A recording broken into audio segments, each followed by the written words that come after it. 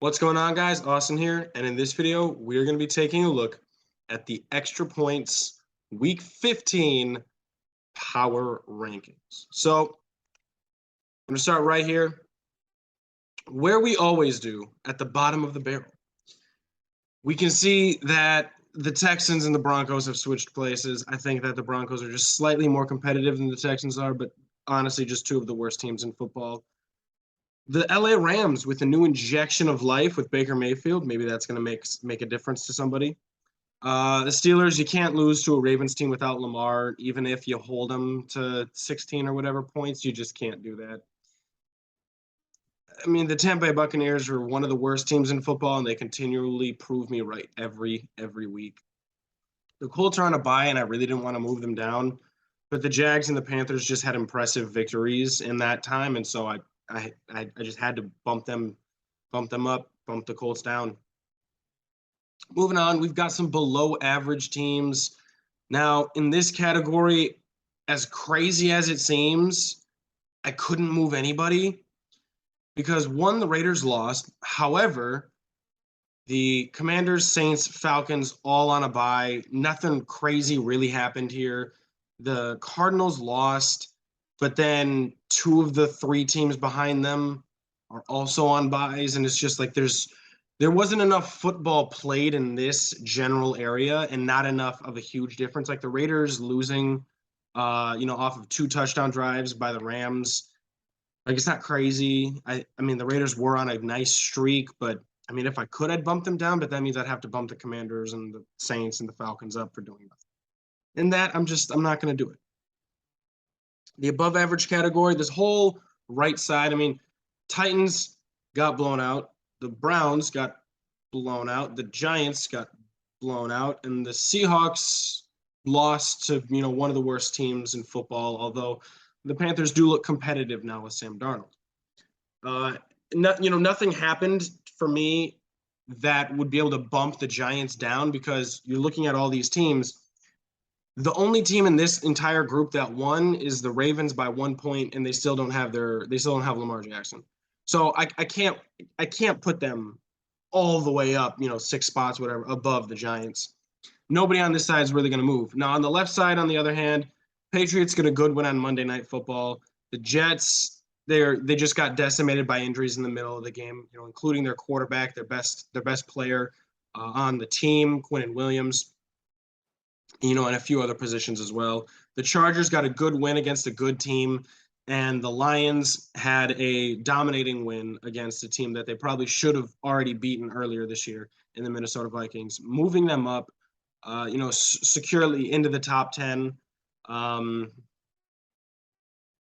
It's do or die for them right here. I think they are one of the 10 best teams in football. They certainly are playing like it. It's just whether or not the hole that they dug is too much. But moving forward, we have the cream of the crop. Not a lot of movement here. I mean, Minnesota after, I wouldn't necessarily call it a blowout, but after being dominated for a full 4 quarters by the Detroit Lions, you obviously have to, move down a couple of slots. The Miami Dolphins, they lost to a Chargers team, on the road, which the Chargers finally got healthy for the first time. And so, it's not a terrible loss, especially, when you're not still fully healthy on the offensive line. The San Francisco 49ers, I'm going to slowly move them back up if they can continue to dominate without Jimmy Garoppolo. The Bills, they did about what I thought they would. I mean, I thought the Bills were going to lose that game, and they maybe should have, if Joe Flacco doesn't have to play any minutes at all, any snaps, doesn't fumble the football. And then on the other side, the 4 best teams in football are who the 4 best teams in football have been for, at least 2 or 3 weeks now. Just whatever order you want. The Philadelphia Eagles, the Kansas City Chiefs, the Dallas Cowboys, and the Cincinnati Bengals. I personally have the Philadelphia Eagles on top because they have just too many non-negotiables. They're gonna kill you on the ground running the football. They have an excellent run defense. They have elite corners. They're one of the most complete top to bottom rosters in the NFL. The only thing that I worry about is their lack of experience at the quarterback and the head coach position, which the team right behind them, the team right behind them, the Kansas City Chiefs, they've got all right players, especially on defense. They're just all right. They have a very deep wide receiver group, a very good offensive line. Obviously, they've got Travis Kelce, but they have as much experience as you could possibly have, with their head coach, and as much skill as you could possibly have with their quarterback. The Dallas Cowboys, they have one of the best defenses in the National Football League.